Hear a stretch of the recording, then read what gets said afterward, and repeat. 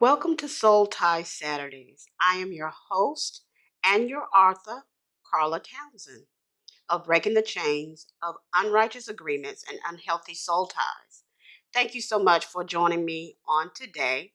I wanted to take out time to let you know our roundtable discussion will be with moi, and we're going to be talking about what are soul ties.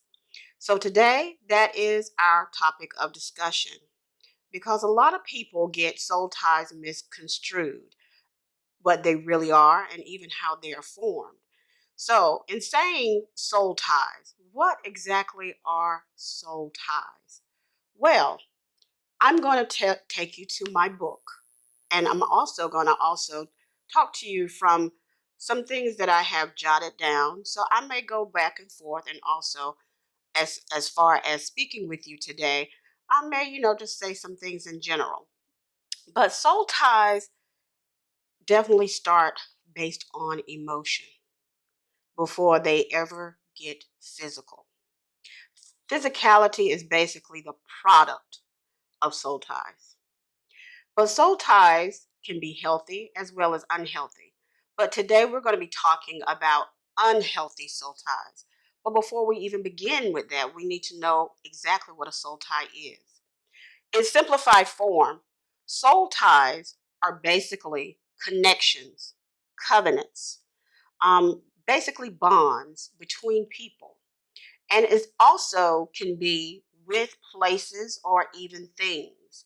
Because anything can make you have a soul tie, such as, let's say, when you were younger, like myself, I'm not telling you my age, but anyway, let's say you were, in a place, let's say at the club and a song played, back then, and it made you feel so good. And then let's say today in my present, that same song played as well. And you're like, oh, it triggered you. You don't forgot where you was, all that.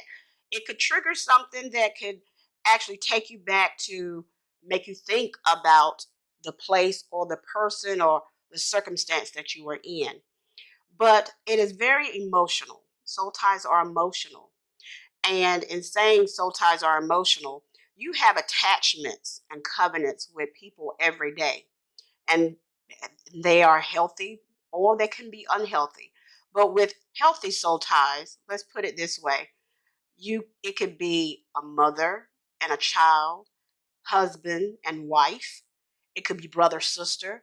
It could be a longtime friend. It could be uh, you growing up with someone and you've stayed together for such a long, long time, and y'all just connected and y'all have just a great relationship.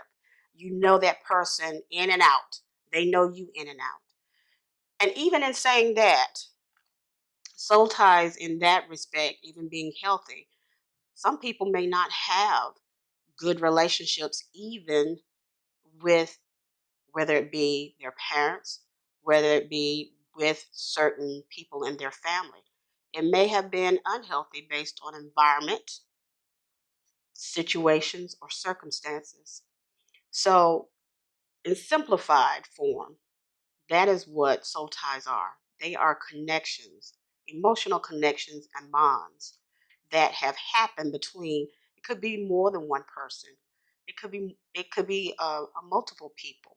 It just depends on the situation you're in. But in dealing with unhealthy soul ties, there's always going to be a domineering person, and then there's going to be a subservient person or someone that is somewhat submissive. They're a little bit uh, they let themselves be more taken to a back per se. Um, they are more like a yes person. They can be easily taken advantage of. They're very much so influenced. But let me go here and tell you a little bit more about soul ties, especially unhealthy soul ties. I'm gonna put on my glasses because I need my eyes. Okay.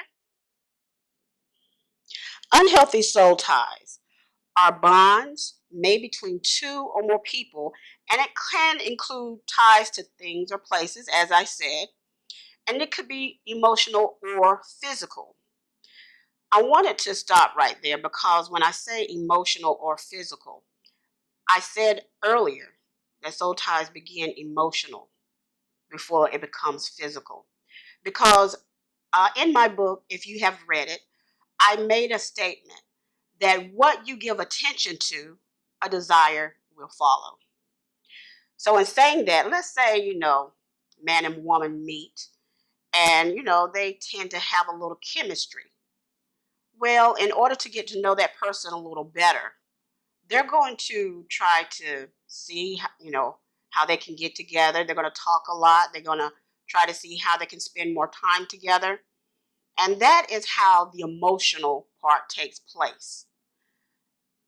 Later on, as they develop the emotional connection, then possibly it can become physical. And in unhealthy soul ties, it could be, yeah, physical as far as sexual. It could be, like fornication, adultery, or any type of sexual immorality. And I hate to say, sometimes when it's unhealthy soul ties, it could also be a little bit criminal. I'm not even gonna say little bit. It can get criminal. It just depends. And I'm saying that because there are criminal sexual soul ties that have affected people in their life, such as rape. They may not have known the person at all, but they were a victim of rape. It could start a soul tie because it leaves them emotionally hurt and physically hurt. It was a violation, molestation, also slave trading, pornography, just to name a few. That begins soul ties. These are unhealthy soul ties. And soul ties, when they're unhealthy, they're evil, they're twisted. Someone is trying to take advantage of someone else for their own motive and personal gain. And that is the reason why we want to talk to you about unrighteous agreements and unhealthy soul ties. Everyone has different walks of life, and everyone's life is different as far as you may not have had an unhealthy soul tie, and your life may have been great. If that is fine, good for you. But most people have had encounters with unhealthy soul ties, and believe it or not, it carries over into other relationships and how they treat other people.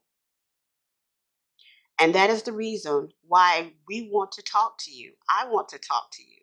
I want to help you just like I was helped in trying to get over the cycles that and all of the, I would say, garbage that was placed in me based on unhealthy soul ties and agreements, covenants, and I would even say addiction to people.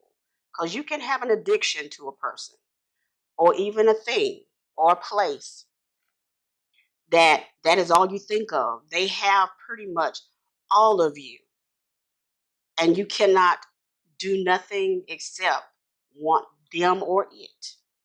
That is unhealthy when you give all of your attention to something or someone that they take complete control, because that is what the domineering person does. They take control over you. And a lot of times when they do that, once they have taken everything from you that they came for, they leave you destitute, desolate. You're hurt, you're emotionally spent, and you're questioning yourself. And it can lead to depression and a lot of other uh, emotional hurt and pain that a lot of times we don't want to deal with, or we try to deal with it on our own.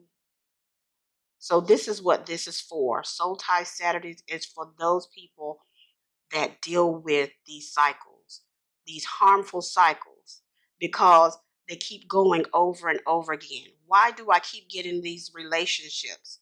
You ask yourself. I know I ask myself, why can I not get into a relationship where someone just loves me for me and not take advantage of me or leave me hurt and they take everything that I have without and they don't have any, no recourse. They're fine. They go on about their business and you're tore up inside emotionally.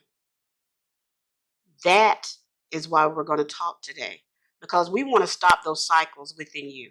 We want to stop those cycles even in me because they could still happen because you want to be a healthy person.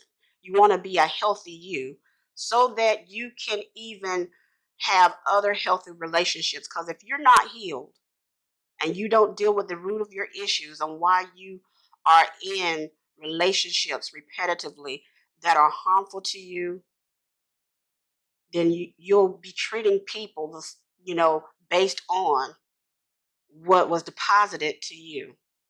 And anything can trigger what happened to you. Anything could be a phrase, could be a statement. Now, a lot of people think that unhealthy soul ties begin with sex. Again, sex is just a product. And that a lot of times the subservient person or the person that is being taken advantage of, they give themselves in a way if it's consensual. Notice I say consensual because there are soul ties that are, again, done by violation. But if it's a consensual um, physicality, then they're trying to find love. And everybody wants to be loved.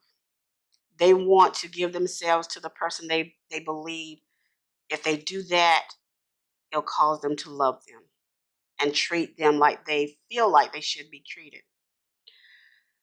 But soul ties, I want to even go deeper with unhealthy soul ties. A lot of times, soul ties begin with really you, not knowing who you are. And it could be based on how you were brought up, what you've seen in your lifetime, being a man or a woman or even a child. And sometimes you're susceptible to just settling and accepting certain things because your environment, you have been prone to deal with certain things based on the environment you were brought up in. I know what I'm talking about because it happened to me. But we want to curse those unhealthy soul ties, curse those unhealthy agreements, those covenants. We want to be a better us. And we want to deal with the issues that are deep rooted within us. Why do we allow certain things? And yeah, when I said why do we allow certain things, it's a lot of times because we don't believe we have a certain amount of worth. We can talk it and we can say, "Oh, I know I'm worth this. I'm not going to let anybody do this to me." But you're ended up being the victim of it happening to you. Don't ever say what you will never ever do because it ends up happening. But we have to understand who we are so that these things will not happen. And it does take accountability, and it also takes you allowing people that you trust to know what you're doing. So, in saying that, because I don't want to be before you long, unhealthy soul ties. I know I mentioned that a lot of people think that it's all sexual, and it's sexual as a product. But I want to give you a scenario that sometimes sex or physicality has nothing to do with a soul tie. It's solely emotional. So I'm gonna give you a story, and we're going to pretend this woman's name is. I'm gonna use Catherine. I'm gonna use a made-up name, Catherine. And this is an emotional soul tie without having anything dealing with any physicality or sexual encounter. Catherine was a woman up and coming in her age. She was middle-aged woman. She had children, but she had been through several relationships. She was a Christian woman. However, Catherine, at one point in her life, she became very lonely, and she felt like it was time for her to get out and date.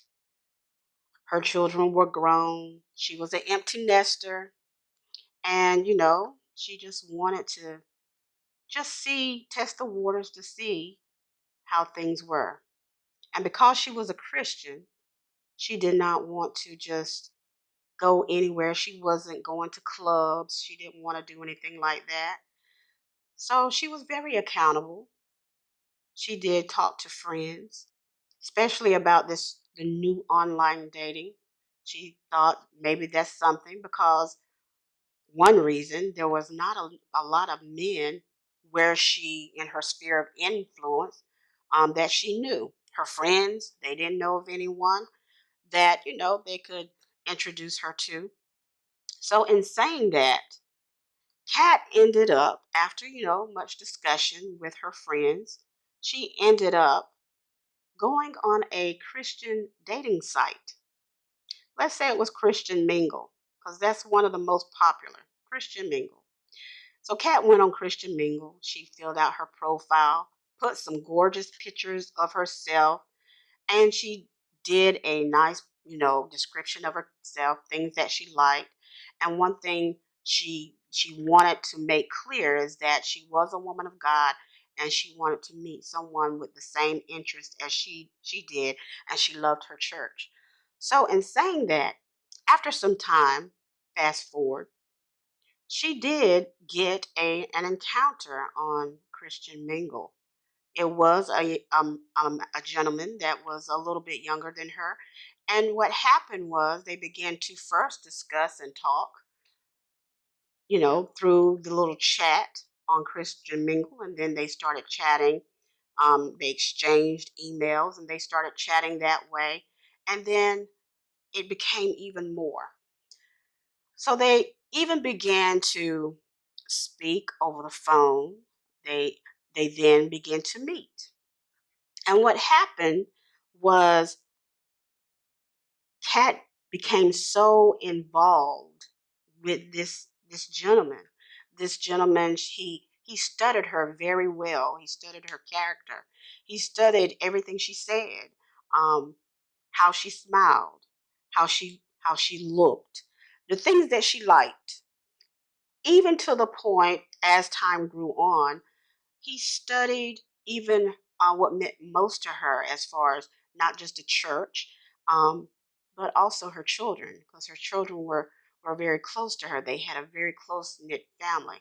So he studied her so well that when it was time for him to do what he needed to do, because he didn't really love her, but he wanted her to fall in love with him.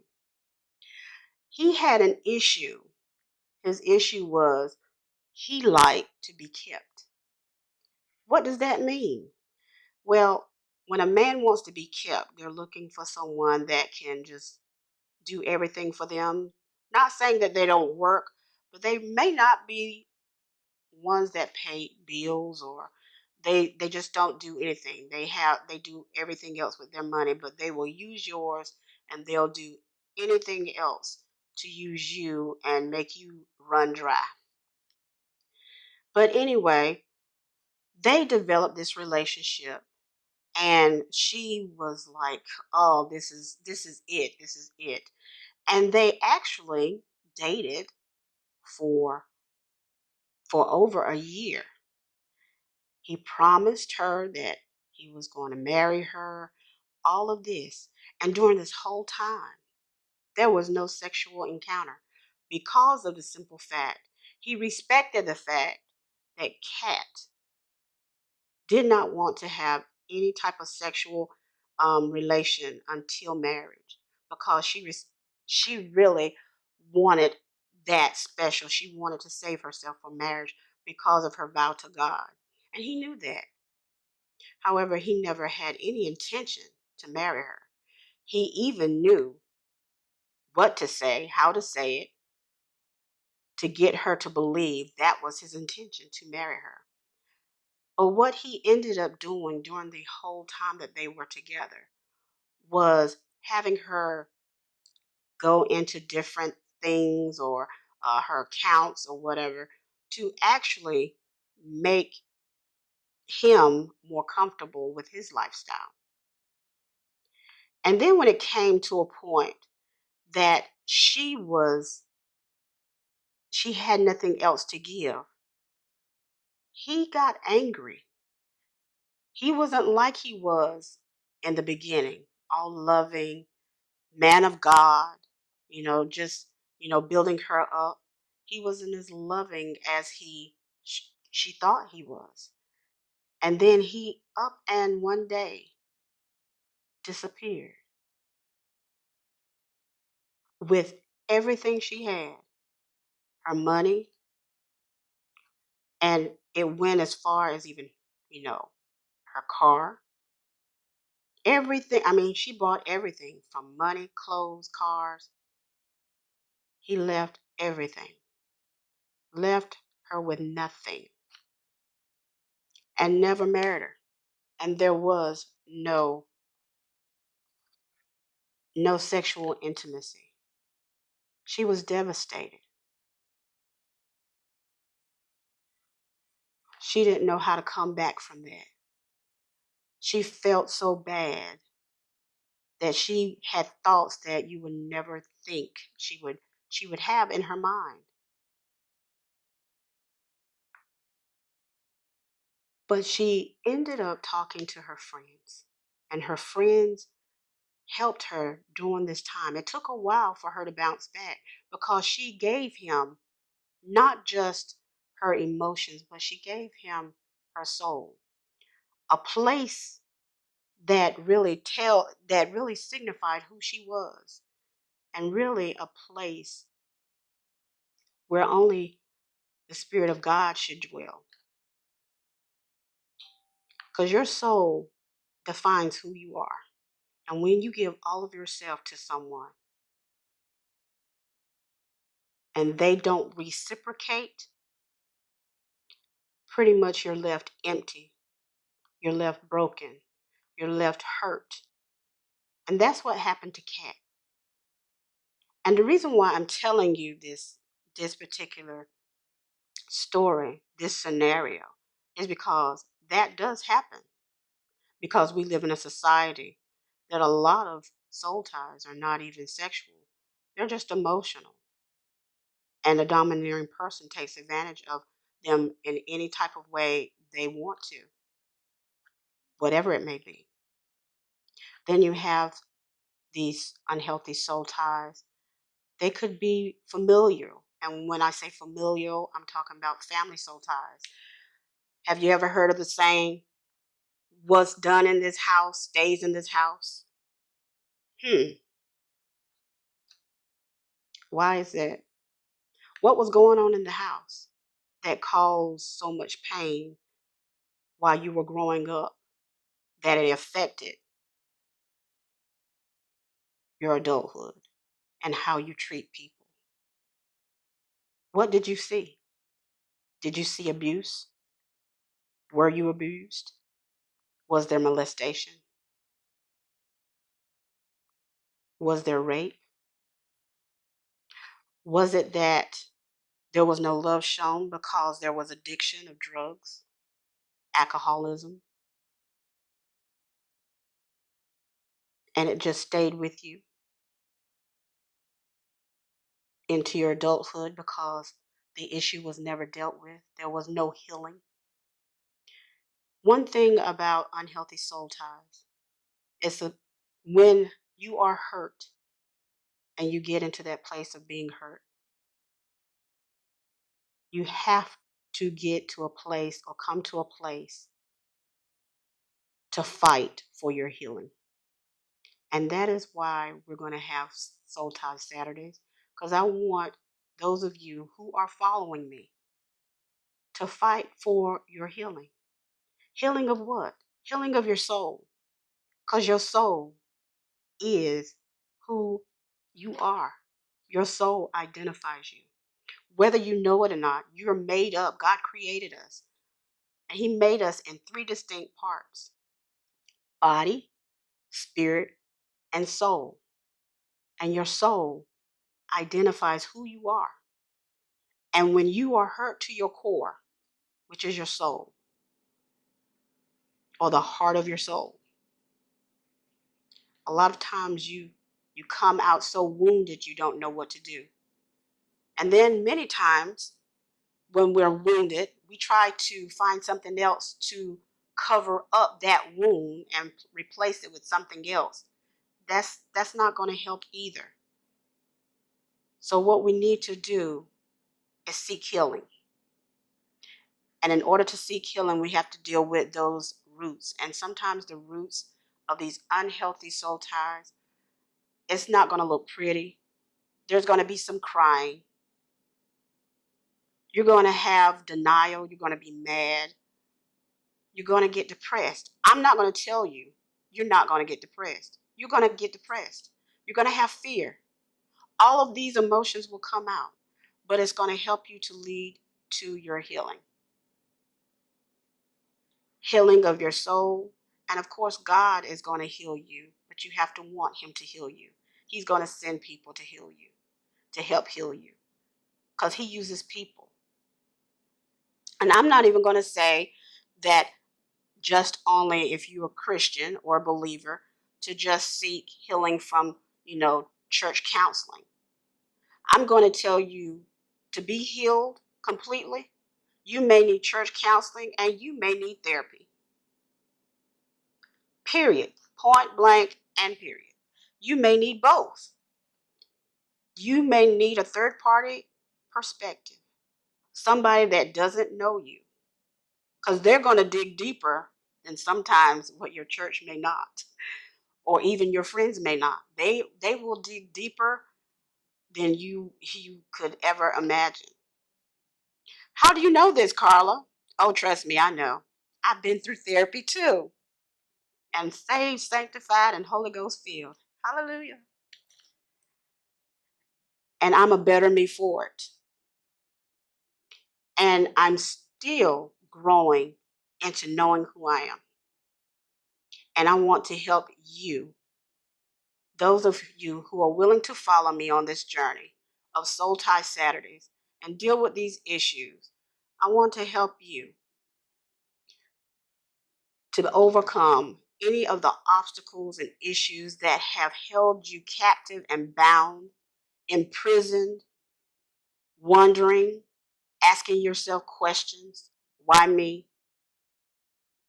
Why did this happen? We're going to get to all of those roots. And we're going to deal with every topic that we possibly can discuss, including some topics within the book. Believe it or not, if you've read the book, one of my chapters, chapter 5, deals with even the church has a mutual consent. Huh. Yeah, we're going to discuss that as well. The church even has mutual consents. What do you mean by that? We'll discuss that at a later futuristic time.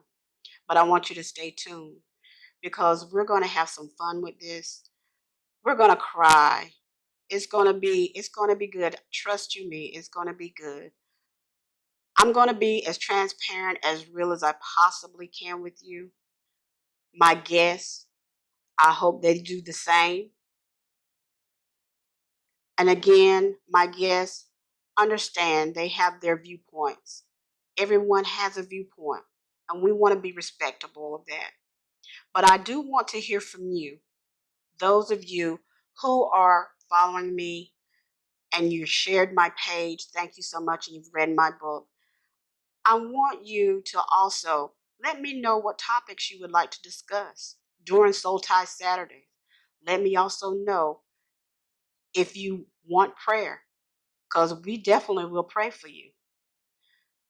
You can reach me if you want to let me know of your topics, or even if you want prayer, you can send me an email at divinelyinspired3, that is the number 3, at gmail.com. Or you can follow me on Facebook at Breaking Unrighteous Agreements. And then, of course, you can follow me on YouTube at Soul Tie Saturdays with Carla. Thank you so much for allowing me to come into your home just to do a little discussion and a little teaching on what soul ties are. I'm just being real with you. Somebody else could have explained it better, but this is Carla's explanation and a little story to help you understand. It's not just sexual, it's mainly emotional. Because when the unhealthy soul tie or unrighteous agreements happens to you, your emotions are what's at stake. Your emotions are what needs to be healed, and they are tied to your soul. So thank you so much for allowing me to speak with you on today. Next month, we will have a guest sitting at the table, and you're going to love this discussion. But until then, I will be praying for you. And remember this, the next chapter of your life will be your best chapter.